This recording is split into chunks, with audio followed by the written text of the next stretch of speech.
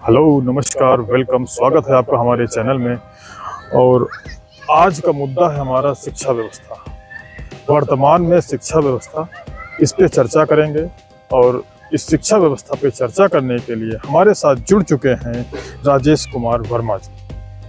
और ये इनके जुड़ने का आज खास मकसद ये है, आप वैसे तो वरिष्ठ कांग्रेसी नेता हैं और समाजसेवी भी हैं और पेशे से शिक्षक भी रहे हैं, तो एक शिक्षक से इससे बढ़िया कोई नहीं बता सकता। तो आप बताइए कि जो वर्तमान में शिक्षा व्यवस्था है और पिछली सरकारों के दौरान जो भी शिक्षा व्यवस्था है, उन दोनों में क्या डिफरेंस है, मतलब क्या अंतर आप पाते हैं, बदलाव क्या हुआ है, बताइए। देखिए, बदलाव तो बहुत ही व्यापक दिखने को मिल रहा है जी। जैसे कि पिछले सरकारों में जैसे कहा जाएगा टेक्निकल एजुकेशन थी, लेकिन इतनी व्यापक नहीं थी जो इस समय है। जी जी। और इतनी भ्रामक भी शिक्षा नहीं थी जो इस समय है। बिल्कुल ठीक है। अब टेक्निकल नॉन टेक्निकल का इशू नहीं है। भ्रामक जो आपने शब्द बोला है, भ्रामक से तात्पर्य क्या है आपका? भ्रामक से तात्पर्य यह है कि जो आधा अधूरा ज्ञान तो उसको जो है किसी को सूट नहीं करता जी। जैसे कुछ शिक्षा में परिवर्तन लाए गए हैं, क्या सोच के लाए गए हैं वही जान सकते हैं। पहले जो शिक्षा में व्यवस्था थी वो अपने हिसाब से थी, लेकिन शिक्षा चाहे जो भी दी जाए जी, ये मानक बना करके चलना चाहिए कि हर उस बच्चे को शिक्षा मिलनी चाहिए। जैसा कि आपको पता होगा, हम जो अगर बात करते हैं 1970 के ही ले लीजिए जी, 1947-50 की न जाइए। 1970 में 80 के दशक में अधिकतर गांव में जो पढ़ाई पेड़ों के नीचे होती थी जी। पेड़ों के नीचे पानी बरसता था, धूप होती थी, जैसा भी होता था कर लेते थे, भीग भी जाते थे, बच्चे भीग जाते थे। हाँ, उतना डेवलपमेंट नहीं था उस समय। तो सरकार को लगा, लोगों को लगा कि नहीं, बच्चों को पढ़ने के लिए एक छत होनी चाहिए जी।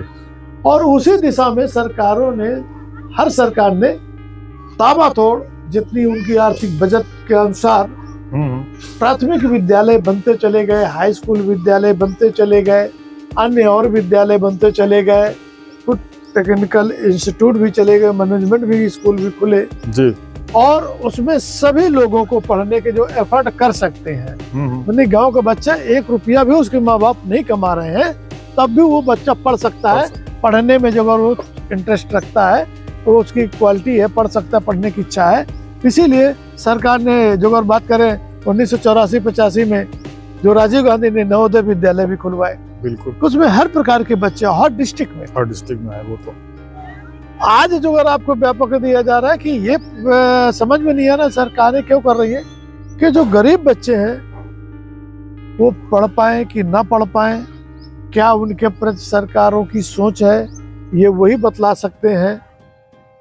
लेकिन जिस हिसाब से यूनिवर्सिटीज की, स्कूलों की फीस बढ़ती चली जा रही है, तो उससे तो लगता है कि गरीब के बच्चे नहीं पढ़ पाएंगे, नहीं पढ़ा पाएंगे। और उनको जो देश स्वतंत्र होने से पहले जो दूसरे के घरों में गोबर पानी करना नसीब में था, शायद धीरे धीरे करके उसी दिशा में फिर कदम बढ़ते हुए दिख रहे हैं। बढ़े या ना बढ़े नहीं कह सकते, लेकिन जब वो पढ़ ही नहीं पाएगा तो आखिर जाहिर सी बात है। लेकिन एक चीज हम और इसमें कहना चाहेंगे, जो ये छोटे बच्चों का प्राइमरी अगर लेवल से आप देखेंगे, जो प्राइमरी स्कूल में सरकार की तरफ से जो मिड डे मील चल रहा है, इसमें मिड डे मील जो चल रहा है, इसमें दोपहर तक मतलब हाफ टाइम तक तो सब खाने में ही बिजी हो जाते हैं। तो जब खाने में ही बिजी रहेंगे तो ये पढ़ाई किस समय होगी? हाँ, इस पर कुछ क्या कहेंगे? इस पर जो आपने कहा, इस पर जब सर्च किया गया, कितने विद्यालय जो अगर बना दिए गए हैं, बिल्डिंगें तैयार हो गई हैं जी, बच्चे नहीं जा पाते थे। तो उसमें एक निष्कर्ष आया कि वो माँ बाप अपने बच्चे को भोजन नहीं करा पाने में असमर्थ है, भोजन नहीं करा पा रहा है। तो वो उसी में लगा रहता है।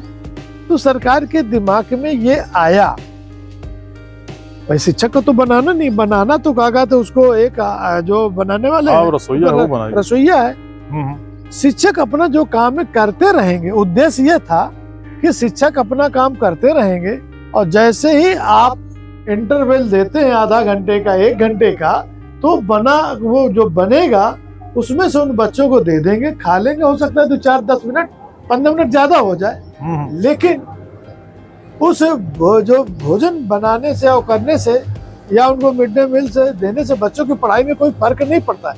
हाँ, अब क्योंकि जो वहाँ पर शिक्षक हैं, किस मानसिकता के लोग भरे हुए हैं कि गरीब के बच्चे न पढ़ पाए या उनको कैसे उलझाया जाए, तो शायद है कि खाली बर्तन में तो सुबह से लाएंगे, और जब तक खाना मिलेगा, खाना मिलता है उसी थाली में परोसा जाता है, फिर वो खाते हैं और फिर उसको रखने के लिए चले जाते हैं। मतलब कि पूरा का पूरा टाइम उसी में स्पेंड कर देते हैं। तो पढ़ाई किस समय होगी? तो वही है ना, हमने क्या बताया, हमको जागरूक करना चाहिए ना। इसके लिए तो वही चीज है ना कि जो हम टाइम प्रबंध, जी, टाइम प्रबंध वो शिक्षक ही कर सकता है, वो प्रिंसिपल ही कर सकता है। बिल्कुल बिल्कुल बिल्कुल। कि इतने से इतने घंटे में हमको इतना पढ़ाना है, 2 घंटा 2.5 घंटा फर्स्ट टाइम में, इसके बाद आधे घंटे का लंच होगा, आधे घंटे के बाद लंच के बाद फिर ये चीज करेंगे। वो टाइम व्यवस्था है। आधे घंटे में अपनी थाली या जो भी प्लेट लेकर के आना है लेकर के आएंगे, खाएंगे अपना और धुल करके अपने पास रखेंगे। जब छुट्टी होगी तब वो जाएंगे। ये आपका मैनेजमेंट, शिक्षक मैनेजमेंट जो ये चीज है, आप जो बात मैनेजमेंट की कमी है। और वो कमी क्यों है? क्योंकि एक वर्ग तो चाहता है कि बच्चे पढ़े, पढ़ाने के लिए एक चीज हो रहा है, एक वर्ग चाहता है कि इन बच्चों को कैसे उलझाया जाए, वो पढ़ ना पाए, कैसे हम अपनी कमी न दे करके उनकी कमी उन्हीं पर थोप दे, या सरकार की जो मंशा है सरकार पर ही थोप दे। जी, मतलब मिड डे अच्छी बात नहीं बतलाने की, वो मिड डे इसलिए किया गया है कि उन बच्चों के पास पौष्टिक भोजन नहीं है तो वो यहाँ पर मिल सकेगा, खा सकेंगे और इसलिए किया गया। और उनके भोजन में भी चोरी होती है, बहुत चोरी होती है। तो चलिए आज की चर्चा यहीं पे समाप्त करते हैं। बहुत बहुत धन्यवाद आपका हमारे साथ इस शिक्षा व्यवस्था पे चर्चा करने के लिए। फिर मिलेंगे किसी एक नई जगह, तब तक के लिए नमस्कार। नमस्कार।